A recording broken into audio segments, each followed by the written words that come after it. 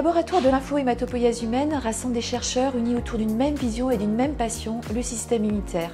Et en particulier ses deux bras armés, les lymphocytes T tueurs d'une part et les lymphocytes B producteurs d'anticorps d'autre part. Sans ces lymphocytes T et B, nous ne sommes pas capables de résister à des infections virales en particulier.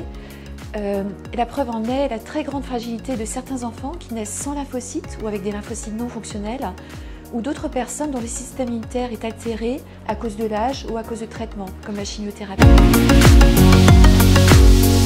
Notre but principal est de trouver l'origine génétique de la maladie retrouvée chez nos patients. Avec toujours le patient en ligne de mire, nous consacrons notre temps et notre énergie à déchiffrer comment les cellules immunitaires se développent à partir des cellules souches de la moelle osseuse et comment elles fonctionnent. Une fois la maladie identifiée et son mécanisme étudié, on va chercher à améliorer les traitements déjà existants et à développer en fait de nouvelles thérapies. Un moyen d'approfondir notre connaissance du système immunitaire et d'analyser les échantillons du sang et du moelle osseuse que nous recevons du patient et de leurs proches. À partir de ces précieux matériaux, nous extrayons les différents types de cellules qui seront utilisées à des fins de recherche. Mais nous allons encore plus loin, from the bench to the bedside, pour évaluer les nouveaux traitements mis en place. On transmet aussi notre savoir-faire pour former les chercheurs de demain.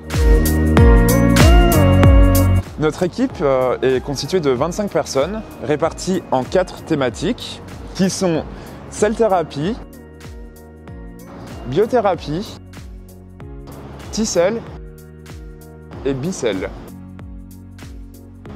Il y a également un pôle clinique associé à notre équipe.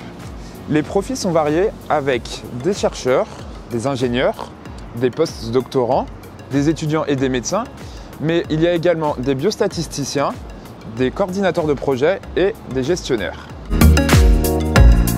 Explique-moi ce que vous faites à Imagine. À Imagine, le patient est d'abord reçu par le médecin à l'hôpital qui va pouvoir prélever des échantillons. Et ces échantillons vont servir à quoi? Donc les échantillons, en fait, c'est tout ce qui permet aux chercheurs de prélever l'ADN.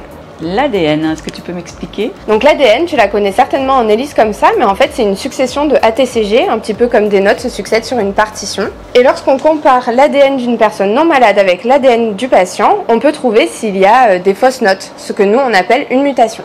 Donc une fois la mutation identifiée et caractérisée, le chercheur peut passer son rapport d'activité au médecin qui peut alors poser le diagnostic pour le patient. Qu'est-ce qui se passe quand le diagnostic est posé par le médecin? Le sang du patient est donné au chercheur. La mutation de l'ADN est corrigée à l'aide de la thérapie génique. Thérapie génique, oh là il faut que tu m'expliques ce que c'est.